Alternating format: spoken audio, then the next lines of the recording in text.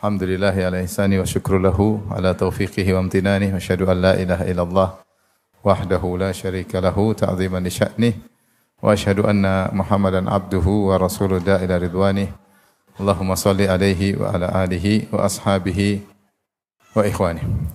Hadirin dan hadirat yang dirahmati oleh Allah Subhanahu wa taala. Sebentar lagi insyaallah akan datang bulan Ramadan, bulan yang kita tunggu-tunggu semuanya, yang kata Nabi sallallahu alaihi wasallam, "Atakum Ramadan syahrun mubarak." Telah datang kepada kalian bulan Ramadan adalah bulan yang penuh berkah. Disebut bulan penuh berkah berarti pahala dilipat gandakan oleh Allah Subhanahu wa taala secara kuantitas maupun secara kualitas. Maksudnya secara kuantitas yaitu kalau di bulan yang lain kita beribadah misalnya pahalanya 10, maka di bulan Ramadan akan dilipat gandakan, terserah Allah mau berapa kali lipat secara hitungan. Adapun secara kualitas, maksudnya kalau gambarannya seorang melakukan satu ibadah di bulan lain dapat pahala misalnya mobil Avanza, maka di bulan Ramadan mobil Alphard. Itu namanya kualitas. Ini sekedar pendekatan aja. Jadi beda antara kuantitas dengan apa? Kualitas. Nah, dalam bulan Ramadan pahala dilipat gandakan baik secara kuantitas maupun kualitas. Adapun berapanya maka tidak ada dalil yang menunjukkan secara spesifik, meskipun dari riwayat namun lemah menyatakan puasa atau pahala amalan sunnah di bulan Ramadan nilainya seperti amalan wajib. Namun ini riwayatnya tidak kuat ya. Ya, maksudnya kita tahu beda antara amalan sunnah dengan amalan wajib. Allah lebih suka amalan wajib. Kata Allah Subhanahu wa taala dalam hadis qudsi, "Wa ma taqarraba ilayya 'abdi bi syai'in ahabbu ilayya mimma aftaradtuhu alaihi." Tidaklah hambaku mendekatkan dirinya kepadaku dengan amalan yang lebih aku cintai daripada amalan fardu. Amalan wajib lebih disukai oleh Allah daripada amalan sunnah. Oleh karenanya jika 2 rakaat sebelum salat subuh lebih baik pahalanya, lebih baik daripada dunia dan seisinya, rakaatul fajri khairum minad dunya wa fiha, apalagi salat subuhnya. Karena 2 rakaat sebelum subuh adalah salat sunnah, adapun salat subuh adalah salat fardu. Demikian juga jika seorang bersedekah kepada anak yatim, fakir miskin, dia dapat pahala, apalagi dia menafkahi anak istrinya. Karena menafkahi anak istri hukumnya wajib. Maka sebagian ulama ada yang mengatakan berdasarkan riwayat bahwasanya amalan-amalan sunnah di bulan Ramadan pahalanya seperti amalan fardu. Namun secara dalil tidak kuat. Tetapi dalil-dalil menunjukkan amalan dilipat gandakan seperti secara umum seperti di malam Lailatul Qadar. Lailatul Qadar kata Allah Subhanahu wa taala, "Lailatul Qadri khairum min alfi syahr." Lailatul Qadar lebih baik daripada 1000 bulan. Artinya siapa yang beribadah di malam Lailatul Qadar dengan ibadah yang diridhai oleh Allah, diterima oleh Allah, maka dia seperti beribadah 83 tahun bahkan lebih. Seandainya Lailatul Qadar 10 jam seorang beribadah di malam tersebut, kemudian dia beribadah dengan ibadah yang diterima oleh Allah, maka seperti 83 tahun. Ini sekedar pendekatan, bukan seperti ini tapi pendekatan. Seandainya 10 jam kita bagi 1 jam, seorang 1 jam baca Quran, maka dia seperti 1 jam baca Quran selama 8,3 tahun. Ada seorang berzikir di malam Lailatul Qadar 1 jam, dia seperti berzikir 8,3 tahun. Ada seorang salat malam 1 jam di malam Lailatul Qadar seperti dia bersolat malam atau melakukan solat malam selama 8,3 tahun. Siapa yang kuat solat zikir 8,3 tahun untuk memberi gambaran bahwasanya pahala dilipat gandakan oleh Allah secara kuantitas maupun kualitas. Ini cara di antara rahmat Allah bagi kita yang kita kaum muslimin umurnya pendek-pendek antara 60 sampai 70 tahun untuk bisa menyaingi umat-umat terdahulu yang umur mereka sampai ratusan tahun. Demikian juga Rasulullah SAW menunjukkan beri gambaran bahwasanya di Ramadan pahala dilipat gandakan kuantitas maupun kualitas. Kata Rasulullah SAW, "Al-umratu fi Ramadan ta'dilu hajjatan ma'i." Bahwasanya umrah di bulan Ramadan seperti haji bersamaku. Seperti haji, bukan haji saja tapi haji bersama Nabi sallallahu alaihi wasallam. Artinya, kalau di bulan-bulan selain Ramadan umrah cuma sekitar 3 jam 4 jam kita tawaf sa'i, kemudian tahallul cukur cuma 3 jam 4 jam. Maka kalau dikerjakan di bulan Ramadan seperti haji. Padahal haji dilakukan berhari-hari. Tanggal 8, tanggal 9, tanggal 10, tanggal 11, tanggal 12, tanggal 13. Sekitar 6 hari. Ya, pelaksanaannya. Tanggal 8 di Mina, tanggal 9 di Arafah, malam tanggal 10 di Muzdalifah, tanggal 10 di Mina lagi, 11, 12, 13 di di Mina, maka yang 3 atau 4 jam seperti berhari-hari. Kenapa? Jika dikerjakan di bulan Ramadan. Oleh karenanya sebagian salaf mengatakan siapa yang bertasbih bulan Ramadan sekali seperti 1000 kali di luar bulan Ramadan. Ini maksudnya saya kasih gambaran motivasi agar kita semangat beribadah di bulan Ramadan. Jangan sampai ada waktu yang terbuang, karena kesempatan kita untuk mendeposit pahala sebanyak-banyaknya di bulan Ramadan. Sebenarnya saya ingin bahas tentang fikih Ramadan. Mau dibahas atau waktunya kurang panjang ya? Saya lagi ingin bahas tentang orang-orang yang diberi uzur di bulan Ramadan. Boleh atau tidak? Boleh ya? Boleh aja lah. Jadi ahlul a'dzar, orang-orang, karena tadi saya juga baru bahas tentang Ramadan, saya mau ulang lagi, saya agak malas ya. Saya ingin bahas tentang yang ingin saya bahas, yaitu tentang orang-orang yang mendapat uzur ketika di bulan Ramadan, sehingga boleh tidak berpuasa. Sebelumnya, tentunya, uzur terkadang tidak kita inginkan, tapi bukan di tangan kita, semua di tangan Allah Subhanahu wa taala. Dan kabar gembira bagi kita semua, siapa yang biasa melakukan ibadah kemudian dapat uzur, maka argo pahalanya tetap berjalan sama seperti kebiasaannya. Rasulullah SAW bersabda, "Idza maridul abdu aw safar kutiba lahu ma kana ya'malu muqiman sahihan." Jika seorang hamba bersafar atau sakit, maka tetap dicatat amalnya sebagaimana yang biasa dia kerjakan ketika sehat dan tidak bersafar. Artinya ada seorang biasanya kalau dia sehat dia puasa bulan Ramadan. Atau biasa dia sehat, biasanya dia sholat malam. Tapi dia sakit, Ramadan enggak bisa puasa, harus diqadha di hari yang lain. Dia enggak bisa ke masjid. Tapi biasanya Ramadan sebelumnya dia sehat, dia melakukan ibadah. Maka yang Allah nilai adalah kebiasaannya.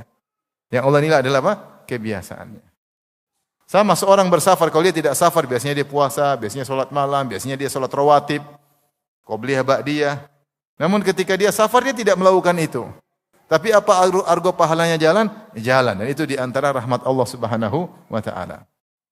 Oleh karenanya, sebagian orang ateis mereka mengatakan Tuhan tidak adil. Tuhan tidak adil. Kenapa? Orang kalau melakukan maksiat selama hidupnya, selama 70 tahun, dia lakukan maksiat zina, mencuri, syirik, musyrik dan macam-macam. Kenapa dia diazab abadi? Padahal dosa yang dilakukan cuma berapa? 70 tahun. Jawabannya, pertama, Allah sudah kasih pilihan. Kau beramal buruk 70 tahun, musyrik, kafir, diazab abadi, atau kau beramal baik 70 tahun, 60 tahun, 100 tahun, diberi kebahagiaan surga abadi. Kenapa kau pilih yang itu? Sudah ada pilihan dari Allah. Ini jawaban pertama. Jawaban kedua, yang maksud saya ingin bahas sekarang ini, seandainya orang ateis ini atau orang musyrik ini dikasih umur 1000 tahun, dia akan ateis 1000 tahun. Dikasih 1 miliar tahun, dia akan ateis 1 miliar tahun. Makanya ketika penghuni neraka minta kembali ke dunia, kata Allah, seandainya lau ruddu la'adu limanuhu an wa innahum lakadzibun. Seandainya mereka dikembalikan ke dunia lagi, mereka tidak akan beramal soleh. Maka mereka akan kafir dan musyrik lagi. Dan mereka hanya dusta, bilang kalau dikembalikan ke dunia akan sadar. Artinya Allah tahu ini orang-orang kalau diberikan umur 1 juta tahun, mereka akan musyrik selama 1 juta tahun. Demikian juga orang beriman. Orang beriman, kalau selama 70 tahun dia soleh, salat, seandainya Allah kasih dia umur 1 juta tahun, dia akan beribadah kepada Allah Subhanahu wa taala. Yang karena Allah nilai adalah kebiasaan. Yang Allah nilai adalah kebiasaan seorang. Makanya di antara kasih sayang Allah Subhanahu wa taala, jika seorang tidak bisa puasa karena ada uzur syar'i, padahal kebiasaan dia adalah berpuasa, kebiasaan dia adalah salat malam, kebiasaan dia baca Quran, maka seandainya dia tergeletak, sakit, tidak bisa puasa, tidak bisa salat malam, bahkan mulutnya tidak bisa melantunkan Al-Quran, tetap dicatat sebagaimana apa? Kebiasaannya. Oleh karenanya ketika kita sehat, ketika kita tidak bersafar, biasakan melakukan hal-hal yang baik. Kapan kita ada uzur, kita tetap dicatat beramal soleh. Arga pahala tetap jalan, karena yang Allah nilai adalah kebiasaan apa? Seseorang. Kebiasaan seseorang. Taib, siapakah orang-orang yang mendapat uzur? Orang yang mendapat uzur terbagi menjadi 2 yang datang dalam dalil secara umum. Yang pertama adalah orang-orang yang uzurnya bisa hilang. Yang kedua adalah orang-orang yang uzurnya tidak bisa hilang. Adapun orang-orang yang bisa uzurnya hilang seperti orang sakit dan musafir. Kata Allah Subhanahu wa taala, "Faman kana minkum maridhan aw ala safarin fa iddatun min ayyamin ukhar." Siapa di antara kalian sakit atau bersafar sehingga dia tidak bisa puasa, fa iddatun min ayyamin ukhar, maka dia puasa di hari-hari yang lain, yaitu selain bulan Ramadan. Siapa yang di bulan Ramadan sakit atau musafir, maka dia tidak bisa puasa atau dia beruzur tidak puasa, maka dia puasa fa'iddatun min ayamin ukhar di hari-hari yang lain. Di hari-hari yang lain selain bulan Ramadan. Ini menunjukkan uzur dia bisa hilang karena dia bersafar, kemudian dia tidak bersafar.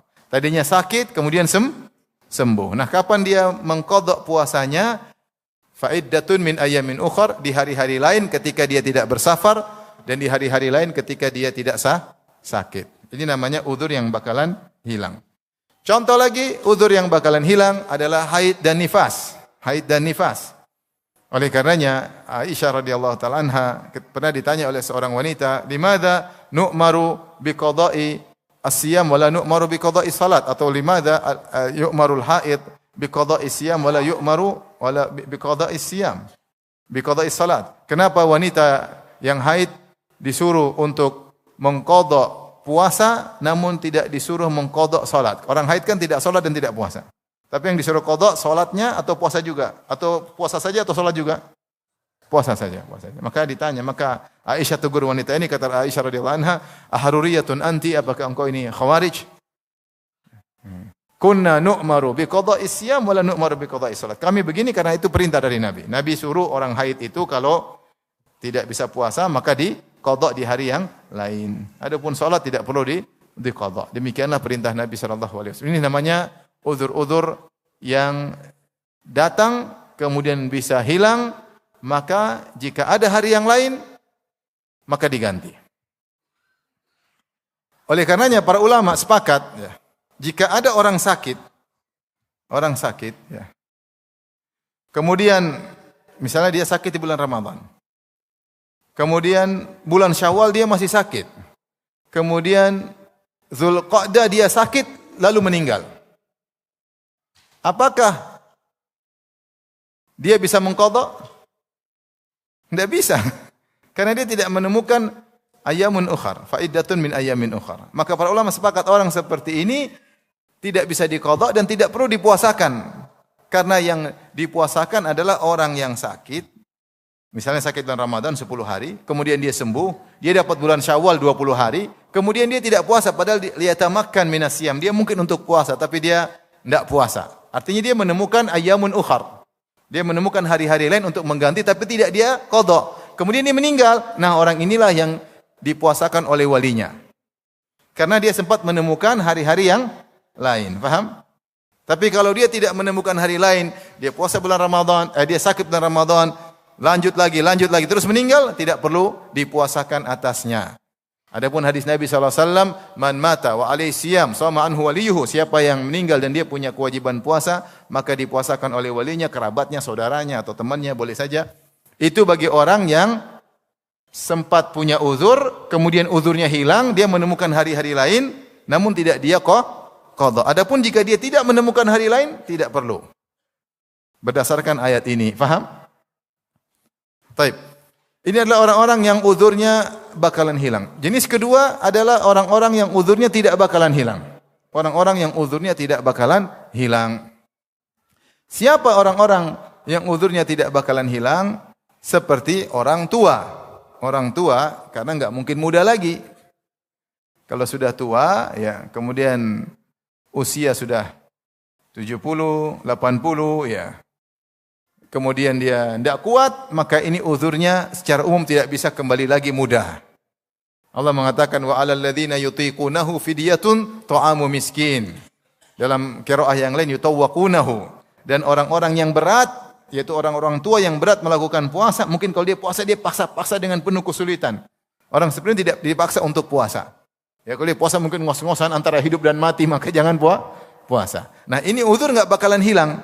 karena sudah tua susah untuk puasa. Nah, kalau uzur tidak bisa hilang, bagaimana dia mau ganti, mau qadha enggak bisa? Maka ada solusi lain yaitu fidyatu ta'amu miskin ya. Wa 'alal ladzina yutiqunahu fidyatun ta'amu miskin ya. Barang siapa yang tidak mampu untuk puasa, maka dia memberi makan kepada orang miskin. Kenapa? Karena uzurnya tidak bisa hilang. Ini yang datang dalam nas-nas dalam Al-Quran maupun hadis Nabi sallallahu alaihi wasallam. Maka kemudian setelah itu di semua yang ilahnya atau uzurnya bisa hilang diikutkan kepada model pertama, yang uzurnya tidak bisa hilang diikutkan pada model kedua. Sekarang saya tanya sama antum. Ini pertanyaan. Ada orang dia tinggal di Eropa. Kemudian kebetulan ketika itu musim panas. Yang di mana musim panasnya ada musim panas, musim dingin.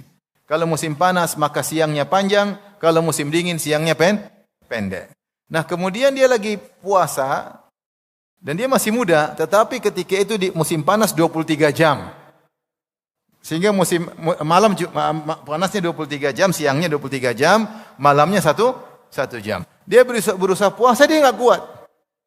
Karena enggak mungkin dia cuma bisa bertahan 20 jam. Kalau dia puasa 21 jam mati misalnya. Sehingga dia bisa ketika siang 23 jam dia tidak bakalan puasa. Tidak mungkin. Ini terjadi di sebagian negara-negara Eropa.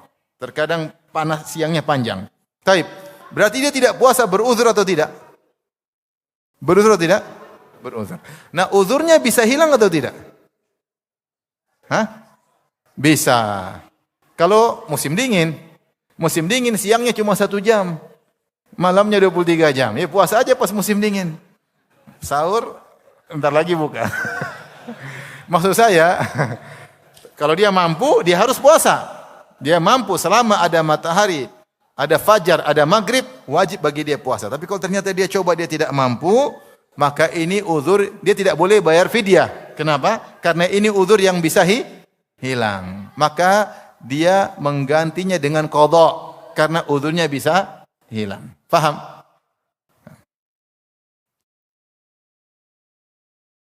Baik.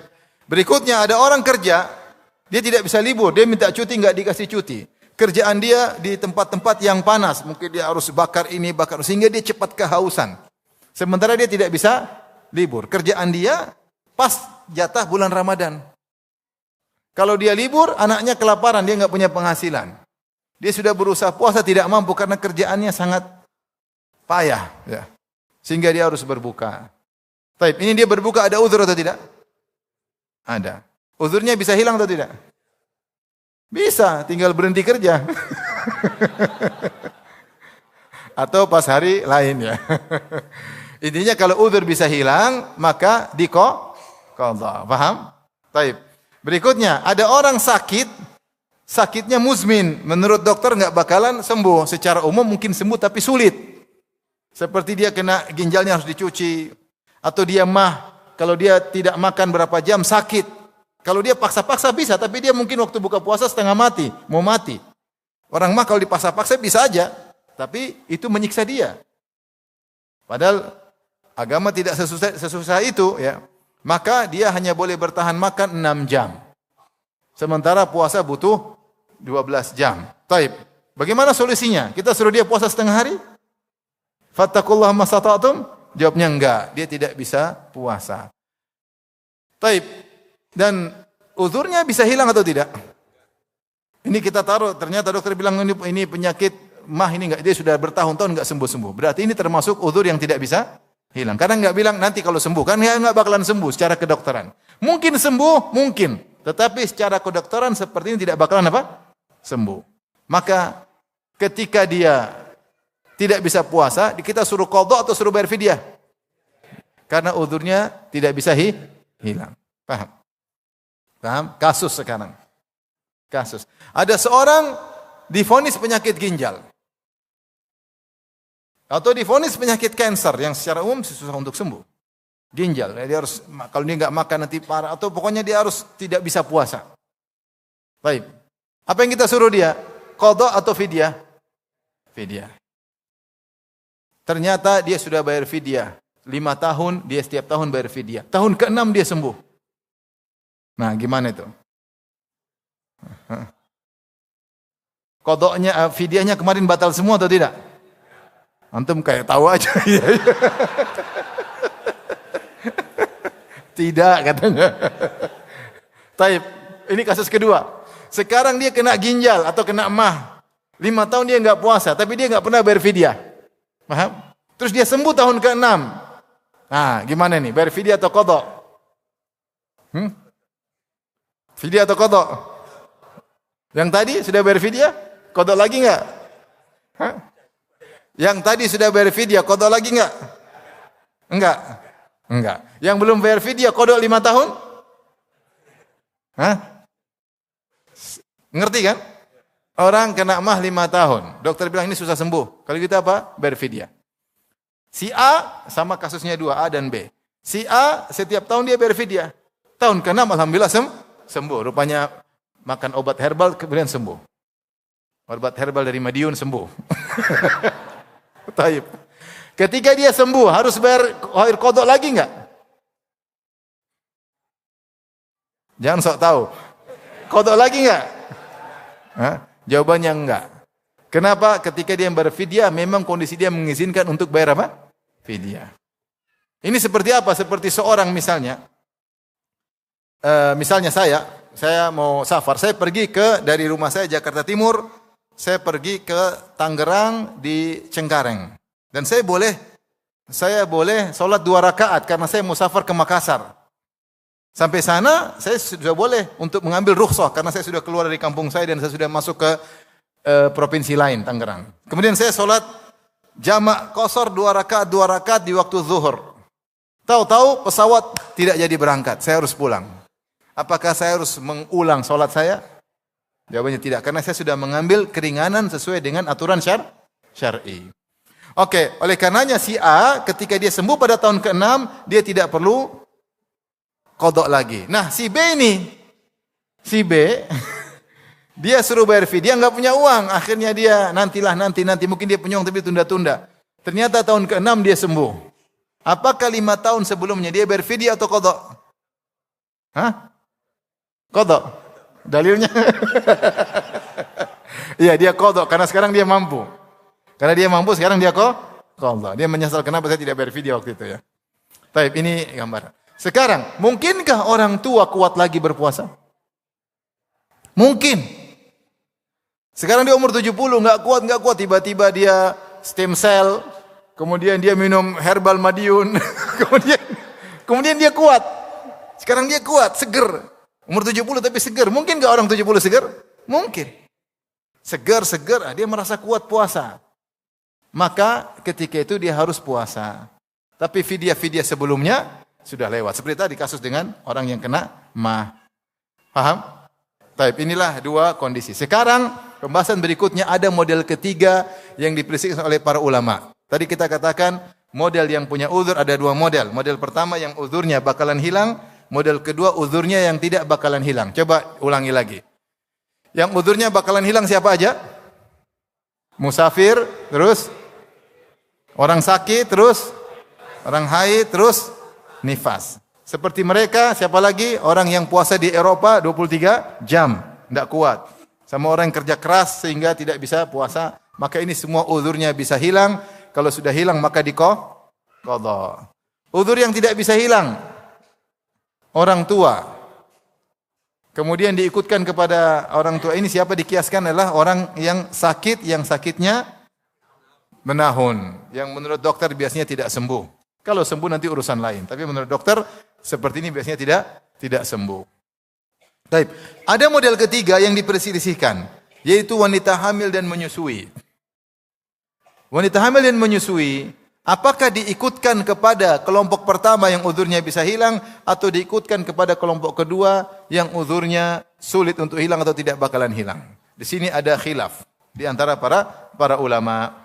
Pertama, wanita hamil dan menyusui wajib untuk puasa jika mereka aman dalam berpuasa. Tidak takut dirinya susah dan tidak takut janinnya atau bayinya susah. Karena Islam adalah agama yang indah. Islam melarang seorang ibu menzalimi anaknya. Dan Islam melarang seorang ibu menzalimi janinnya. Mungkin dia kuat, tetapi janinnya kalau dia puasa, janinnya nanti kurang gizi, maka nggak boleh. Sehingga dia khawatir kepada anaknya. Atau dia kuat, saya puasa kuat, tapi akhirnya anaknya nggak bisa nyusu, kasihan. Dia nggak bilang, nak Ramadan sabar ya. Kasihan anaknya kurang gizi. Akhirnya blow on di kemudian hari. Gara-gara ibunya nekat apa? Puasa. Maka Islam mengatur tidak boleh menzolimi bayi maupun menzolimi apa? Janin. Paham? Taib.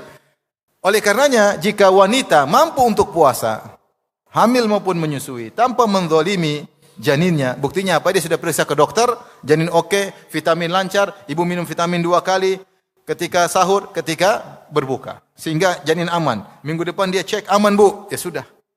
Wajib bagi dia puasa karena dia mampu. Dia ternyata mual-mual tapi dia kuat.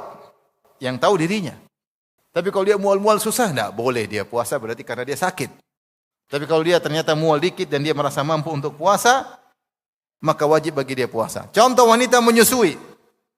Dia menyusui tapi dia tidak mendolimi. Kalau dia puasa tidak mendolimi anaknya. Kenapa? Anaknya sudah masuk ke tahun kedua. Mulai kurang susunya. Campur susu formula atau sering makan nasi, makan mendoan, kemudian makan juga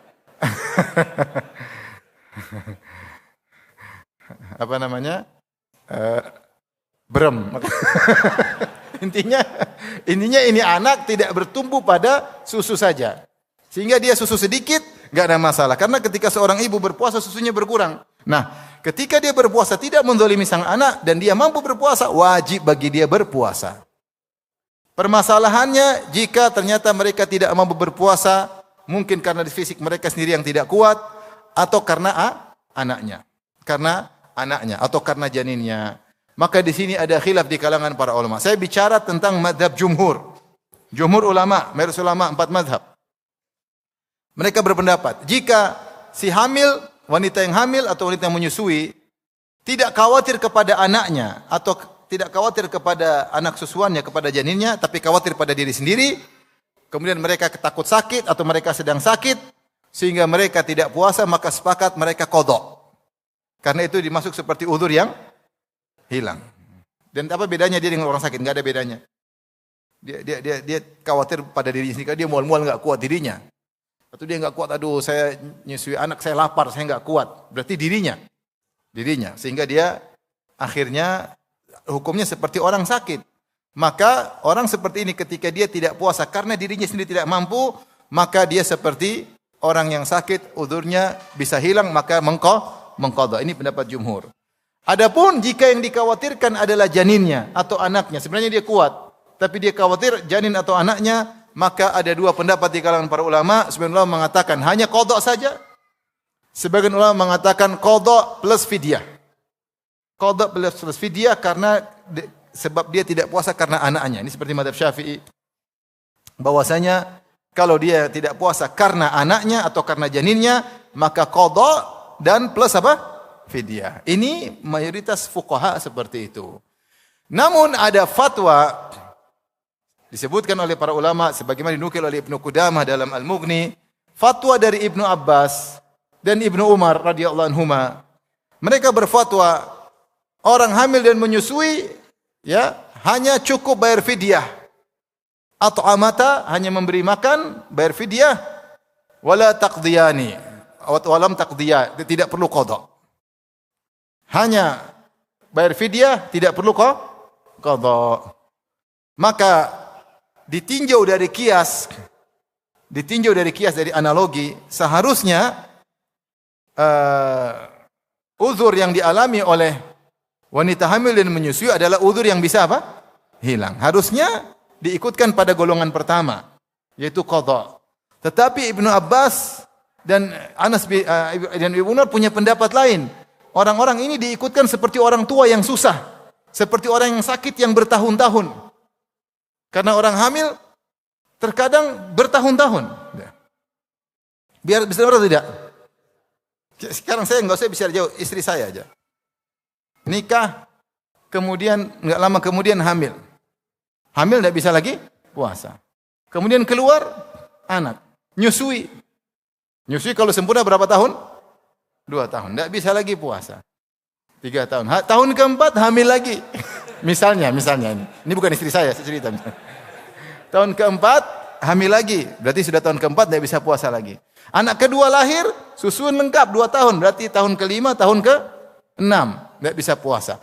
Tahun ke-7 hamil lagi. Kok kamu kerjaanmu apa kok hamil terus? Kerjaannya isi ulang. Refill. Produktif, mumpung masih bisa punya anak banyak, pokoknya dia target jarak anak 2 tahun. Sehingga kemudian tahun tadi berapa tadi dia hamil lagi? Tahun ke-7. Tahun ke-8, tahun ke-9 nyusui lagi anak ketiga. Tahun ke-10 hamil lagi. Coba kapan ibu qadha? 7 tahun, 8 tahun tidak bisa berhenti, tidak bisa puasa. Dari sisi ini ada pandangan bahwasanya mereka mirip seperti orang yang sakit berkepanjangan atau orang tua yang susah karena bertumpuk-tumpuk utang mereka kalau mau dipaksa untuk puasa. Maka Ibnu Abbas dan Ibnu Umar berpendapat cukup untuk bayar fidyah tanpa mengqadha. Kalau ditanya Ustaz pilih yang mana? Subhanallah, berat ya. Saya bilang kalau bisa puasa tidak ada yang akan menyelisih, silakan puasa. Kalau bisa qadha. Tapi kalau mengambil pendapat Ibnu Abbas dan Ibnu Umar maka itu lebih kuat dari sisi pendalilan. Kenapa? Wallahu alam bisawab. Ketika ada fatwa sahabat yang menyelisih qiyas, maka itu pendapat yang kuat biasanya ada dalil yang mereka pahami. Karena kalau secara qiyas harusnya ini adalah uzur yang bisa hilang. Maka sebagian ulama mengatakan jika ditinjau dari qiyas maka dimasukkan golongan pertama. Tapi kalau kita berfatwa dengan fatwa Ibnu Umar dan Ibnu Abbas lebih dekat kepada asar sahabat, mereka lebih paham tentang fikih. Wallahu alam bisawab. Maka saya katakan jika ada wanita hamil dan menyusui punya utang sampai bertumpuk-tumpuk 5 tahun, 4 tahun, 6 tahun, kalau mereka bisa qadha dicicil lebih afdal. Tapi kalau mereka tidak mampu atau berat, fidyah saja sebagaimana fatwa Ibnu Abbas dan siapa? Ibnu Umar. Wallahu taala alam bisawab.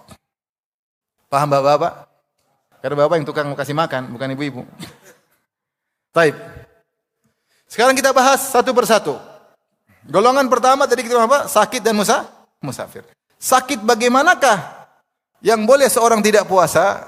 Sakit tersebutlah sakit yang berat, yang menimbulkan masyaqqah, berat orang untuk berpuasa. Adapun sakit yang tidak membuat orang berat, seperti sakit panu misalnya, atau gigi sakit sedikit, ya, atau ada luka di tangannya, tidak menghalangi dia untuk puasa. Sakit-sakit seperti ini bukan uzur untuk tidak puasa. Tapi kalau demam, kepala pusing, sakit, ini bisa. Intinya orang berbeda-beda. Tetapi yang dimaksud sakit adalah sakit yang buat orang kalau puasa pun bisa tapi berat. Ingat jangan paksa puasa. Dalam hadis innallaha yuhibbu an tu'ta rakhasuhu kama yuhibbu an tu'ta ma'azimu. Bahwasanya azaimuhu kama tuhibu an tu'ta azaimuhu. Sungguhnya Allah suka rukhsahnya diambil sebagaimana Allah rukhsah azimahnya diambil. Dalam riwayat yang lain innallaha yuhibbu an tu'khadh rukhasuhu ya atau an tu'ta rukhasuhu, sungguhnya Allah suka rukhsahnya diambil kama yakrah an tu'ta ma'asi. Sebagaimana Allah benci ya kalau maksiatnya dilakukan. Jadi mengambil rukhsah itu baik, maka wa ma ja'alna 'alaikum fid dini min haraj, Allah tidak ingin merepotkan kita. Jadi kalau sakit jangan paksa untuk puasa. Yuridullahu bikumul yusra wala yuridu bikumul usra. Allah suka kalian memudahkan kalian dan Allah tidak suka kesulitan bagi kalian. Maka kalau sudah kepala pusing, demam, saya mau puasa, jangan. Kalau mati konyol namanya. Ada keringanan, suruh berbuka. Jangan paksa. Tapi kalau penyakit panu ya enggak. Jerawat, sakit. Panu sakit. Kamu apa? Panu enggak ada, jerawat enggak ada, sakit hati. Ya itu lain lagi kalau begitu. Oke, paham? Jadi sakit yang membuat lemah itulah yang boleh orang berbuka. Paham? Baik. Entah sakitnya di siang hari boleh batal. Sakitnya di sore hari boleh batal. Enggak apa-apa, enggak usah bertahan-tahan paksa sedikit lagi enggak harus. Kalau sakit dan sakitmu berat, silakan berbuka. Silakan berbuka. Meskipun sebentar lagi buka puasa. Boleh bagi kau. Tapi kalau kau mau tahan juga boleh. Nah, ini sebentar aja. Taib, ini terkait dengan sakit. Tadi sudah kita jelaskan. Jika sakit tersebut sembuh, kemudian dia menemukan hari-hari lain untuk mengganti, maka wajib mengqadha. Kalau setelah menemukan hari-hari lain, kemudian dia malas ganti, akhirnya dia meninggal, siapa yang puasakan? Walinya. Kata Rasulullah SAW, man mata wa alaihi siyam shoma anhu waliyuhu. Siapa yang meninggal, kemudian dia punya kewajiban puasa. Apakah puasa utang Ramadan atau puasa nazar, maka walinya yang mempuasakannya. Ya, walinya. Taib, kalau selain walinya, temannya boleh saja. Karena dalam hadis yang lain, Rasulullah berkata, utang puasa adalah utang. Kata Rasulullah SAW, haqqullah ahaqqu an yuqda. Ya Rasulullah, ibuku meninggal, dia ini punya utang puasa. Kata Rasulullah, hak Allah lebih utama untuk dibayar. Ketika Rasulullah menamakan hutang, maka siapa saja yang bayar boleh. Cuma ketika Rasulullah sebutkan wali, maka wali yang lebih utama karena berbuat baik kepada kerabatnya. Tapi kalau ada teman kita meninggal, walinya enggak ada yang mau puasa, kita puasain boleh. Kita puasain boleh, kita bayar hutangnya, boleh. Ini tadi kasusnya kalau dia punya hutang, kemudian dia menemukan hari-hari untuk mengqadha, dia tidak qadha, kemudian dia meninggal. Maka dia punya hutang puasa. Tetapi kalau dia sakit, kemudian sakitnya berlanjut sampai meninggal, perlu dibayar atau tidak?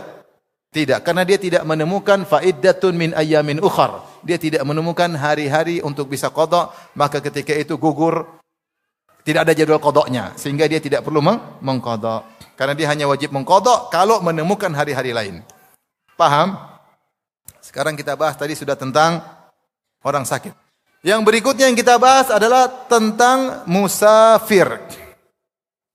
Orang musafir.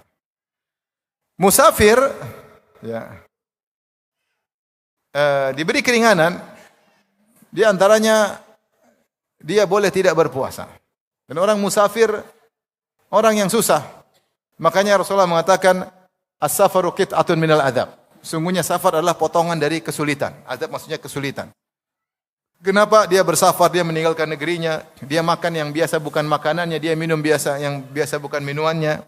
Dia jauh dari istrinya, jauh dari anak-anaknya, dalam keterasingan. Orang seperti ini diberi rahmat oleh Allah Subhanahu wa taala. Maka dia boleh tidak puasa. Dia boleh mengqasar salat atau sunnahnya dia mengqasar salat. Kalau dia berdoa dikabulkan oleh Allah Subhanahu wa taala. Allah berikan dia banyak keringanan karena dia kasihan jauh dari keluarga. Baik. Di antara keringanan yang Allah berikan padanya adalah dia boleh berbuka. Nah, pertanyaannya, ada beberapa masalah. Masalah pertama, kapan seorang musafir baru boleh tidak puasa? Contoh, Bapak-bapak, tanggal 1 Ramadan. Kemudian di Madiun. Ya. Kemudian jadwal safar jam 9. Taib, jam 9. Saya mau safar jam 9. Sudah siapkan mobil semua siap, barang-barang udah masuk, udah pakai baju safar, sudah mau siap safar. Nah, di rumah tapi sudah boleh makan atau belum? Buka. Belum berangkat, masih di rumah.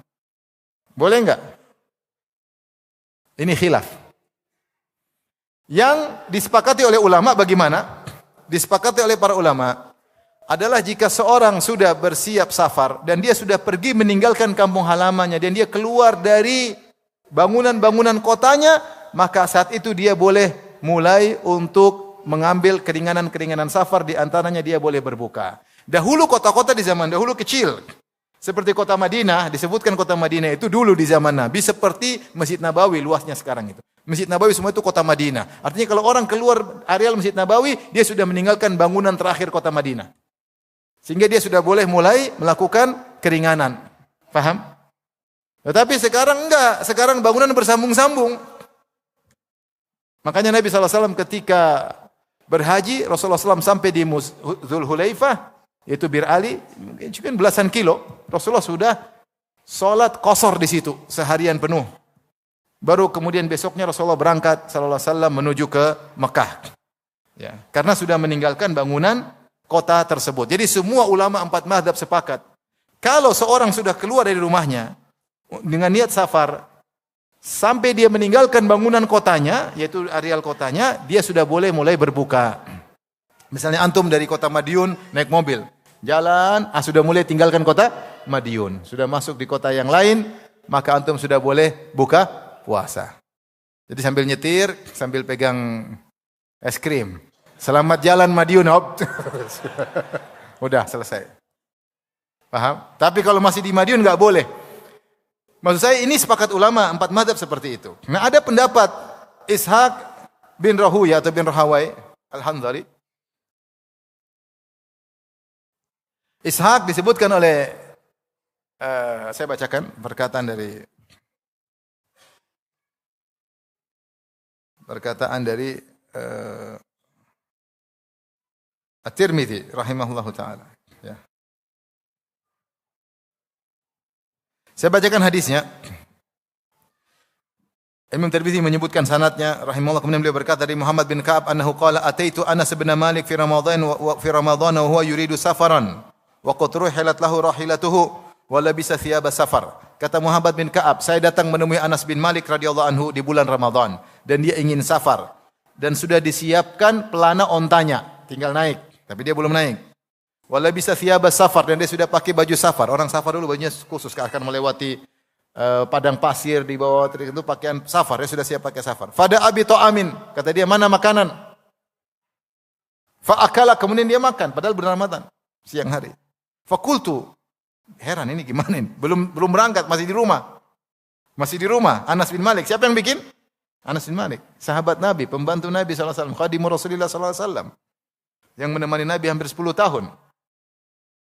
Dia ngerti tentang Rasulullah sallallahu alaihi wasallam. Maka ternyata belum berangkat tapi sudah pakai baju safar, pelana sudah siap, ambil disuruh mana makanan hadirkan, kemudian dia makan. Aku berkata, kata Muhammad bin Ka'ab, faqultu lahu sunnah, ini sunnah Nabi seperti ini. Qala sunnah, ini sunnah. Buka dulu baru naik kendaraan. Dia belum keluar kota sudah makan di rumah. Ini khilaf. Jumhur ulama mengatakan tidak boleh, 4 mazhab mengatakan tidak boleh. Tetapi Anas bin Malik mengatakan boleh.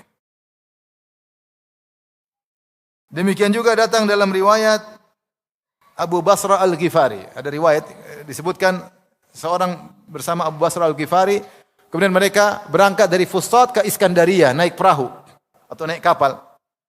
Ketika naik kapal masih di Fustat. Fustat adalah ibu kota Mesir. Ibu kota Mesir berpindah dulu Iskandaria di zamannya The Great Alexander. Kemudian di zaman Yunani sampai ketika Islam menguasai Mesir di zaman Amr bin As. Amr bin As bikin kota baru namanya Fustat. Kota baru. Itu ibu kota Mesir ketika itu. Nah, mereka berangkat dari Fustat yang sekarang di Kairo, Fustat di Kairo. Berangkat dari Fustat menuju ke Iskandaria, Alexandria. Baru naik kapal baru berangkat, masih di kota Iskandaria, belum keluar kota, masih kelihatan rumah-rumah. Tiba-tiba Abu Basra Al-Ghifari mengatakan, mana makanan? Kemudian dia makan. Kata dia, masih ada rumah-rumah katanya. Kata dia, kau benci sunnah Nabi SAW? Makan. Jadi belum keluar kota, masih dalam kota. Gara-gara dua hadis ini, sebagian ulama berpendapat kalau orang sudah niat safar dan dia sudah siap safar, mobil sudah siap semuanya, tinggal berangkat atau dia sudah berangkat baru jalan sebentar, dia sudah boleh berbuka karena dia sudah statusnya musafir. Berkata At-Tirmidzi setelah menyampaikan hadis ini, hadis Anas tadi, beliau berkata, wa qad dhahaba ba'du ahli ilmi ila hadzal hadis. Sebagian ulama, ini saya ingin menyampaikan ini khilaf yang muktabar. Kata beliau, telah berpendapat dengan hadis ini sebagian ulama, wa qalu lil musafir. Mereka berkata, para ulama tersebut berpendapat, bagi orang musafir an yuftira fi baitihi, boleh untuk beriftar, berbuka di rumahnya qabla an yakhruja, sebelum dia keluar dari rumahnya. Wa laisa lahu an yaqsur salat, tetapi tidak boleh qasar salat hatta yakhruja min jidaril madinah awil qaryah, sampai dia keluar kota baru boleh qasar. Tapi kalau buka puasa boleh sejak dari rumah. Wa huwa qaulu Ishaq bin Ibrahim Al-Hanzali. Dan ini perkataan Ishaq bin Ibrahim Al-Hanzali. Jadi ini salah satu ulama faqih yang bisa disejajarkan dengan 4 mazhab yang lain, tetapi mazhabnya tidak bersambung, tidak terkenal sampai sekarang. Dan ini pendapat yang dipilih oleh Syekh Albani rahimahullahu taala. Syekh Albani memperjuangkan pendapat ini. Bahkan dia menulis risalah khusus tentang hadis ini, bahwasanya hadis tersebut sahih, sehingga siapa yang sudah siap bersafar, kendaraan sudah siap, makan dulu di rumah. Sama saja nanti sebentar lagi juga dia makan. Daripada repot makan di jalan, makan di mana? Di rumah. Tetapi jumhur ulama mengatakan tidak boleh. Kenapa? Karena dia masih belum berstatus musafir. Sementara dia boleh mengambil rukhsah kalau dia statusnya sudah musafir. Kapan status musafir? Jika dia sudah berjalan. Allah mengatakan, wa idza darabtum fil ardi falaysa alaikum junahun an taqsuru salat in khiftum. Wa idza darabtum fil ardi, jika kalian sudah berjalan di atas muka bumi, maka tidak mengapa kalian mengqasar salat jika kalian takut. Yaitu kalau sudah berjalan, darabtum maksudnya sudah berjalan. Ini pendapat jumhur ulama, wallahu alam bisawab. Saya cenderung kepada hadis ini pendapat Syekh Albani, pendapat Ishaq bin Ibrahim. Jika memang hadisnya sahih, maka ini pendapat yang cukup kuat dan ini keringanan. Daripada kita makan di jalan, mending makan di rumah dulu. Tapi kalau kita lebih hati-hati, jangan dulu berbuka. Jangan dulu berbuka kecuali ketika kita sudah keluar dari kota kita. Itu lebih hati-hati sehingga kita tidak masuk dalam ranah khilaf. Dan itu pendapat 4 mazhab. Faham sampai sini? Jadi bapak pilih yang mana nih? Makan di rumah ya? Oh, mantap. Saya nggak bisa salahkan ini pendapat. Saya sendiri condong pada pendapat itu ya. Cuma kalau hati-hati nanti di pom bensin, jangan di sini. Taib, pom bensin luar kota. Masalah berikutnya tentang musafir. Jika seorang musafir pulang dari rumahnya, kemudian dia tiba di kota, dia pulang dari safarnya, tiba di kotanya di siang bulan Ramadan. Berarti status safarnya sudah hilang karena dia sudah sampai ke rumah. Apakah dia wajib tidak boleh makan sampai maghrib? Atau karena dia sudah boleh berbuka di awal, dia boleh lanjutkan berbuka sampai akhir? Ini khilaf di kalangan para ulama. Jika ada uzur yang tadinya ada terus hilang, sebagian ulama berpendapat jika tadi adanya uzur, dia berbuka, ketika uzurnya hilang dia harus menahan diri, tidak boleh makan dan minum. Ini beberapa contoh. Contoh, musafir pulang ke rumah. Dia pulang ke rumah, tiba di rumah jam 3 siang. Kata sebagian ulama, dia enggak boleh makan minum sampai terbenam matahari. Meskipun tadi ketika safar boleh. Kenapa? Ketika safar dia boleh berbuka. Sekarang statusnya dia bukan musafir. Sudah keluar status dia. Sama, orang sakit. Orang sakit tadi sampai siang, dia boleh makan berbuka. Tahu-tahu jam 3 sore, dia seger. Enggak boleh makan minum karena kok sekarang sudah tidak sakit lagi. Paham? Ini contoh. Ya. Wanita haid misalnya. Haid, kemudian ternyata jam 3 siang bersih. Udah, kau sekarang sudah tidak haid lagi. Meskipun tadi pagi kau boleh makan, sekarang sudah tidak boleh. Jadi segala uzur yang tiba sudah hilang, maka kalau sudah uzurnya hilang dia tidak boleh lagi makan. Ini pendapat sebagian ulama. Pendapat lain mengatakan, dan ini pendapat lebih kuat, sebagaimana kau boleh buka di awal, kau boleh buka di akhir. Apa faedahnya tadi pagi kau sudah makan? Karena buah dari khilaf ini bagaimana? Buah dari khilaf ini ketika antum misalnya bersafar sama istri, boleh berbuka enggak? Boleh. Kemudian antum tiba di rumah jam 3 siang. Ketika tiba di siang rumah, antum sudah tidak safar, istri juga tidak musafir. Nah, tiba-tiba antum berhajat ingin berhubungan intim sama istri. Nah, ini boleh atau tidak? Boleh aja di sini. Di sini yang pendapat yang mudah-mudah dipilih. Saya juga pendapat boleh. Cuma saya kata ini ada khilaf. Karena dalil tidak ada yang kuat menunjukkan bahwasanya tidak boleh. Karena sudah boleh berbuka, tidak ada faedahnya. Kecuali dari awal dia berpuasa. Taib. Masalah berikutnya terkait dengan musafir. Ini banyak masalah terkait musafir. Taib. Seorang yang bersafar, mana lebih afdol? Dia puasa atau berbuka? Belum, tanya juga pelan-pelan. Maka ada 2 kondisi. Kondisi pertama, jika puasanya berat atau ada maslahat yang ingin dikerjakan. Hukum asal, ketika musafir, puasa enggak puasa boleh. Sahabat berkata, kami bersafar bersama Nabi sallallahu alaihi wasallam. Faminna sha'im, faminna muftir. Di antara kami ada yang berpuasa, di antara kami ada yang berbuka. Falam ya'ibus sha'im alal muftir walal muftir ala sha'im. Maka yang berpuasa tidak mencela yang berbuka tidak mencela yang puasa. Ada yang bertanya, Rasulullah, saya boleh puasa ketika musafir? Kata Rasulullah, in syi'ta, kalau ingin puasa silakan puasa, kalau enggak. Berarti hukum asal, orang musafir boleh puasa, boleh tidak. Ini hukum asal. Karena dia musafir. Nah, ada kondisi yang dimana dia lebih baik berbuka, bahkan bisa wajib, ketika dia safar dan dia berat puasanya. Rasulullah pernah melihat ada seorang kepayahan sedang musafir. Rasulullah mengatakan, "Laisa minal birri asyamu fi safar." Bukan dari kebaikan orang yang nekat puasa ketika sedang safar. Maka kalau seorang sedang bersafar dia berat, mungkin harus angkat barang, apalagi safar zaman dulu. Kok berat sekali? Misalnya dia safar dari Indonesia ke Madinah. Indonesia ke Madinah, kalau kita safar pagi hari, buka puasa tambah 5 jam. Kenapa di Indonesia buka puasa jam 6, kalau musim panas, di Madinah buka puasa jam 7. Sehingga beda antara kita dengan Madinah 4 jam, plus jam 7-nya, jadi berapa? 5 jam. Nah ada yang, aduh berat sekali, ya berat ya berbuka. Jangan kita bikin alasan, kita buka ikut jadwal Indonesia. Ada seperti itu. Itu ada banyak. Jadi pesawat, Indonesia sudah jam buka, jam Jakarta. Ikut jam Jakarta, enggak, matahari masih kelihatan mas. Coba buka kaca, terang benderang. Gimana kau buka puasa sementara matahari belum terbenam? Maka kalau dia merasa berat silakan berbuka, jangan paksa diri. Kalau dia paksa diri maka dia bersalah. Jadi kalau sulit lebih baik berbuka. Faham? Nah, ini sulit nisbi, suatu yang relatif seorang beda dengan yang lainnya. Kondisi kedua adalah jika dia mudah untuk berpuasa. Jika dia mudah untuk berpuasa. Saya lupa. Kondisi juga yang dianjurkan untuk berbuka. Jadi yang pertama adalah tadi kenapa? Dia merasa sulit untuk apa? Puasa. Maka yang baik berbuka atau berpuasa? Berbuka. Yang kedua ketika ada maslahat seperti ingin perang. Rasulullah SAW ya, ketika dalam satu peperangan Rasulullah SAW mengatakan innakum qad danautum, kalian sudah dekat lagi dengan musuh. Sekarang buka puasa. Karena perang butuh energi. Maka Rasulullah suruh buka puasa, padahal kalau mereka lanjut mereka mampu. Kenapa? Karena ada maslahat akan berjihad dan jihad butuh apa? Energi. Rasulullah suruh buka puasa. Demikian juga lagi Fatu Makkah. Ketika Fatu Makkah Rasulullah SAW jalan dari Madinah menuju Mekah sampai di Usfan sudah asar, ba'dal asar, sebentar lagi maghrib.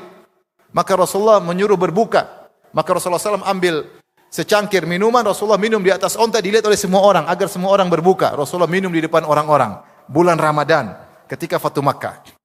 Maka Rasulullah mendengar ada sebagian tidak mau berbuka. Kata Rasulullah SAW, ulaikal usat, mereka bermaksiat. Karena ini saatnya kita berbuka, karena mungkin mau perang, mau apa, ya butuh energi. Ya. Maka jika orang puasa sulit atau ada maslahat tertentu, maka lebih baik berbuka. Paham ini? Ini sepakat. Berikutnya jika puasanya mudah. Seperti sekarang, seorang naik musafir dari Madiun ke Solo, cuma 1,5 jam. Naik mobil AC. Susah atau gampang?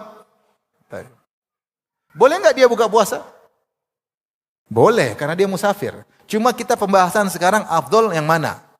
Kalau boleh, saya musafir kok. Wah, cuma jalan 1,5 jam buka puasa. Musafir atau bukan? Musafir. Selama status musafir boleh berbuka. Yang bilang siapa? Allah Subhanahu wa taala. Kau merubah Al-Qur'an? Nggak bisa. Tapi pembicaraan kita bukan boleh atau tidak. Pembicaraan kita mana yang lebih afdal. Yang afdal jika mudah maka tetap berpuasa. Kenapa lebih baik berpuasa? Pertama karena kewajiban kita sudah gugur. Kita nggak usah mikir hutang. Paham? Ini yang pertama.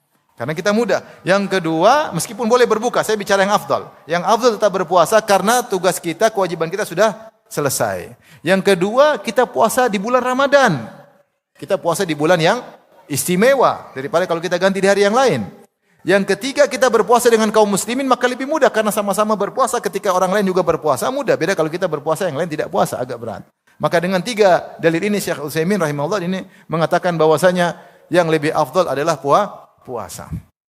Maka jangan sampai berpendapat atau jangan sampai seorang menyangka bahwasanya pendapat yang kuat adalah lebih baik berbuka. Enggak. Yang kuat adalah lebih baik puasa. Ya. Karena sebagian orang ketika safar dia anggap paling baik berbuka. Paling baik berbuka meskipun tidak ada kesulitan. Kenapa saya waktu Ramadan tahun lalu saya naik pesawat berangkat ke Saudi. Subhanallah, pramugarinya mengeluh, ini kenapa semua orang buka puasa di pesawat? Biasanya mereka puasa, tapi kali ini mereka tidak puasa semua. Orang-orang sunnah ini tidak puasa. Rupanya mereka berpendapat, entah mungkin ada nonton ceramah atau apa, menganggap bahwasanya lebih afdol berbuka. Tapi mungkin namanya puasa berat, namanya pesawat, oke lah. Yang menarik lagi ketika pulang, ketika itu pesawat kita jam 5 sore. Kebetulan saya juga sama orang yang sama. Ternyata mereka pada minum es krim di bulan Ramadan. Ini bagaimana ini? Mereka di hotel puasa, tapi ketika di bandara mereka makan es krim. Orang semua lihat, maksud saya, karena mereka menganggap afdol adalah apa? Berbuka. Padahal tidak, yang benar kalau orang berpuasa, mudah bagi dia puasa, lebih afdol dia berpuasa. Bukan mutlak lebih afdol berbuka, enggak. Ini pendapat yang lebih kuat, wallahu alam bishawab. Maka kita lihat kondisi kita, kalau kita mudah, maka kita lanjutkan puasa, kalau berat, maka kita berbuka. Terutama ketika naik pesawat ya. Jadi, pernah saya naik pesawat, berangkat pagi hari, dan bakalan tambah 5 jam. Alhamdulillah saya kuat lah. Tidak sulit bagi saya. Yang sulit apa? Ketika saya di pesawat, teman-teman sekitar pada makan, itu yang sulit. Waduh, pada makan. Ustadz nggak makan? Enggak. Rugi gitu. Subhanallah. Mereka pada makan, minta tambah teman mereka. Itu agak berat situ ya. Baik. Permasalahan berikutnya terkait dengan musafir. Musafir waktu dia dalam perjalanan atau secara umum manusia manapun musafir atau bukan, cuma ini perhatian kepada musafir. Dia berbuka dan dia bersahur atau dia mulai start puasanya, fajarnya sesuai di mana dia berada. Sesuai di mana dia berada. Maka kalau dia berada di atas pesawat seperti tadi, jangan dia buka puasa ikut jam Indonesia. Karena di pesawat masih terang. Karena dia berangkat menuju ke arah barat. Kalau ke arah barat semakin mendekati matahari. Ketika semakin mendekati matahari, maka terbenamnya semakin terlambat. Seperti kalau kita berangkat dari Jakarta jam 8, kemudian jam 6 kita masih terang. Masih terang di atas. Enggak boleh berbuka ikut jam Indonesia. Tapi kita berbuka sesuai dengan jadwal di mana kita berada. Ya. Kalau ingin cepat buka ke arah timur. Ya, seperti antum sekarang di Jakarta pengen cepat buka, antum ke Papua 2 jam cepat antum berbuka. Namun butuh biaya. Mau lebih cepat buka lagi ke Australia, lebih cepat lagi. Semakin ke arah timur mengejar matahari semakin gelap. Faham? Tapi kalau antum ke arah barat, maka jadwal berbuka antum semakin terlambat.